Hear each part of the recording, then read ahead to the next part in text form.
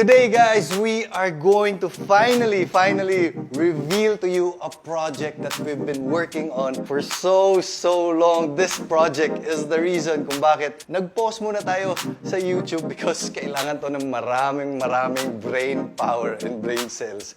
Pero guys, seeing it right now with all the renders and this scale model that we'll show you today makes it all worth it. This is the Rise at Monterrazas.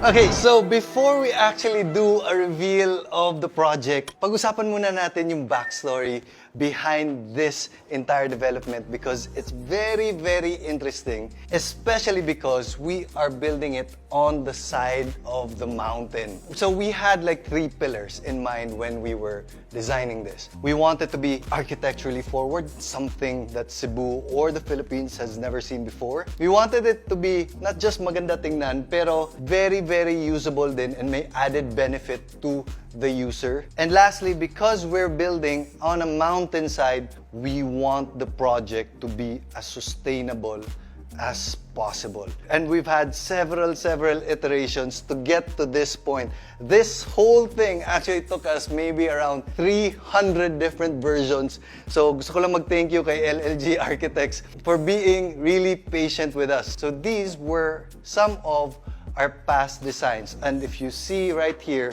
it looks like any other project. It doesn't hit those pillars na gusto namin. You can even see na may mga retaining walls dito, meaning in the original design carved out the mountain, so not as sustainable, and it looks very congested and traffic just going through the area. Hindi siya bagay to be on the mountainside. It doesn't belong there talaga. So nag-step back na naman ulit kami, and we kind of got inspired by working with nature. And the biggest inspiration for us was how us Filipinos work with nature in the past. We got inspired by the Banawe rice terraces. So instead of a normal building, which is typically straight up and down, we kind of like worked with the terrain. So we just pushed everything towards the terrain and just followed the flow of the mountain. So this is the whole concept behind this one, but there's so many details. Pero I think it's time na buksan na natin yung project natin. Ladies and gentlemen, the Rise at Monterrazas.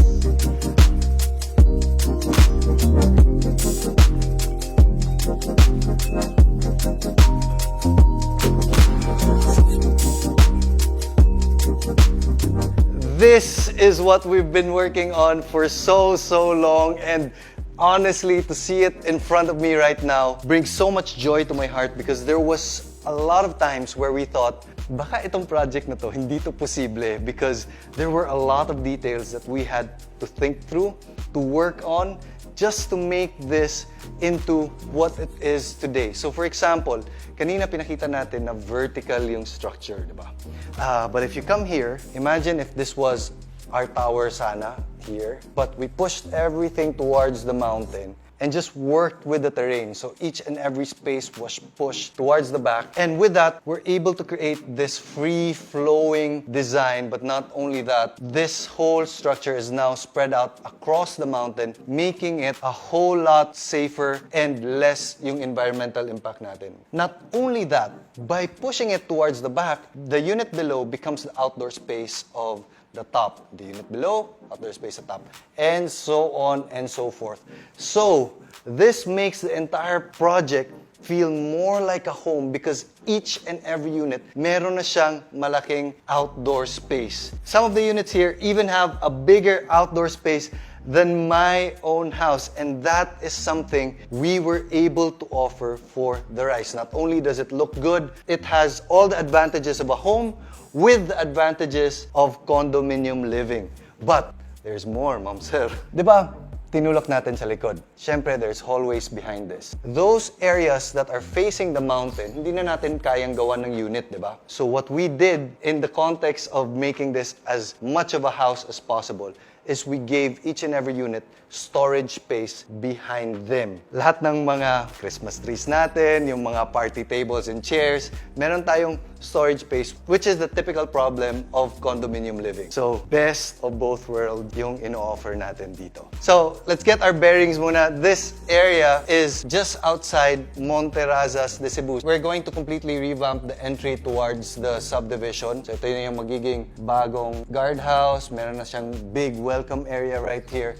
And if you follow that road all the way up, that's Monterrazas Prime, yung Skypod 2.0 na ginawa natin. Sold out na pala tayo dun, guys. So, thank you very much for all the support. So, this whole area is called Guadalupe area. That's the biggest residential barangay in Cebu City. And this one is very close to Chonghua Hospital, Cebu Doctors Hospital, close to San Carlos School, and very, very close to Ayala Center, Cebu, just about 15 minutes away. So imagine having all that convenience, pero nasa side ka na of the mountain. Lahat ng mga units here are facing one way towards the east. So it's facing IT Park, Cebu Business Park. And since we're at the side of the mountain, each and every unit, meron talagang views. And not only that, dito yung entrance natin, di ba? Pagpasok natin, because we designed it like this, hindi na siya kagaya ng old design natin na mukhang traffic and congested. We are working now with the terrain and makikita natin yung natural ebb and flow of the mountain right here. So this is going to be a very, very premium and low density development. We only have 146 units for the rise, and then right across it, dito, itong naka-plastic na to, we're going to be building a mall here in the future.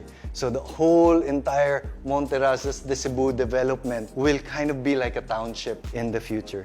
But guys, just look at this. If pagpasok mo dito and you're driving through, ito yung magigreet natin dito. And ang ganda and ang organic ng feeling just going through here.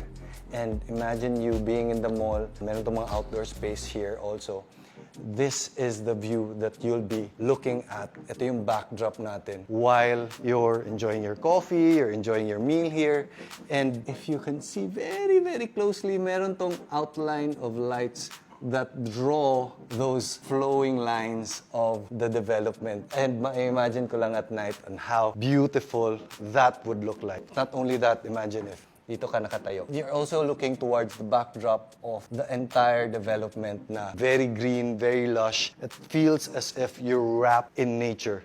So, may konting akong detail na papakita sa inyo. And this just goes to show how much thought was put into this development. So, for example, kanina explanation ko, nandito kami, di ba? How do we protect our privacy right here? Siyempre, it's easy for someone to go towards the balcony and look down towards you, di ba? And this is why itong strip na to, itong green strip right outside was placed. It's not only just to be as green as possible, but it's also a conscious design effort to protect the privacy of the residents. There's a good distance from the railing to the edge. Parang may setback siya para hindi makikita agad kung sino yung nasa baba. So that's the entire design of that space. By doing this strip also of greenery, we are able to give back towards the mountain 1 hectare of greenery. So just to give that context, yung bahay ko mga 300 square meters, 400 square meters. So that's like 20 to 30 skypods just on greenery alone.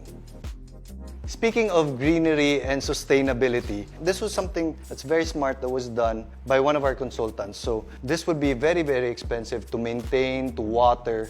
So we actually designed the rice to have an irrigation system similar to those in mga farms. So this entire building will be collecting all the rainwater to a tank down below, and then meron tayong irrigation system. It's a drip irrigation system that makes the entire strip of garden in front of you virtually maintenance-free. So that is one of the sustainable solutions na ginawa namin dito. Anyway, tour muna tayo sa project itself. So, pagpasok natin, going straight would be Monterrazas de Cebu. Going to the left, this driveway right here would lead you to mga parking spaces natin dito sa baba. All the parking spaces of the Rise will have provisions for electric car charging. Lahat, hindi siya charging station. Each and every parking slot, meron yan. So, going up, you have your units. Pag-usapan natin yung units mamaya. It seems so complicated, but we actually have just 3 main units in one penthouse. Anyway, balik muna tayo. This is the main area. But when you get to this area, this is a private clubhouse that will only be available to the unit owners of the Rai. Imagine your family enjoying the pool right here, infinity pool to siya, with still the flowing lines that is our inspiration, and infinity to siya towards the city view. Not only that, it has a big open area, and then dito meron tayong function hall for big birthday parties. This is good for about 150 people. On the other side, you have a gym right here. The gym, dinesign namin na it's on the edge of the pool. So while you're doing your treadmill, pool yung nasa harap mo, similar to actually my house. And then not only that, it's infinity towards the view outside. And we have mga saunas dito, mga locker rooms. So this is an exclusive clubhouse just for the residents of the Rise. Ang ganda ng view dito. This is one example that wherever you're at, the building is actually framing everything that you can experience. So you get to enjoy nature, but you get to enjoy the architecture of the Rise itself. So may tanong si John kung paano daw mag-access sa bahay. I think he's referring to, usually may elevator tayo na up and down, di ba? With this one, we look all over the world, to be honest, to find a supplier for inclined lifts. So yung elevator na nakaslant. So yung elevator dito will actually, instead of going up and down, nakaslant to siya. It's embedded into the mountain, but as a normal user, hindi mo mafe-feel yung difference. It's just like any other normal elevator, but yung special natin dito is it acts more like a funicular, yung parang train, versus an ordinary elevator. So we have, I think, about 6 of that in this entire development. So let's talk about the unit offerings, because this is where it becomes really special. We have only 3 unit offerings. We have the 3-bedroom. The 3 bedrooms are the main units of this entire development. And ang maganda dito is you have the same floor plan, but when you're choosing your unit, you just choose kung ano ang gusto mo na nasa labas. So we have a 3-bedroom unit that has decent outdoor space. Meron din tayong 3-bedroom unit na may jacuzzi, may bar counter, so that it's a sizable outdoor space. But we also have these units that offer expansive outdoor areas na talaga. Kaya mo nang mag-party doon, kaya mong maglagay ng organic farm, you can do yoga in the morning there, you can do a lot more things because that outdoor area can be at the range of 150 to 200 square meters, just the outdoor area alone. Next, we have the loft unit. So ito yung mga units right there that has their own pergola. And it's a 2-story unit, and pagpasok mo, ang ganda talaga. It's 2 stories right away. You're looking at your own personal balcony, your own personal garden, and you're facing the views of the city. It has a personal elevator, it has 4 bedrooms, but the design itself is truly parang nasa bahay ka na talaga. So again, the advantage of having kind of like a house, but you have security, you have the condo management, you have every single advantage of condo living. But that's not my favorite unit. Ito yung favorite unit ko.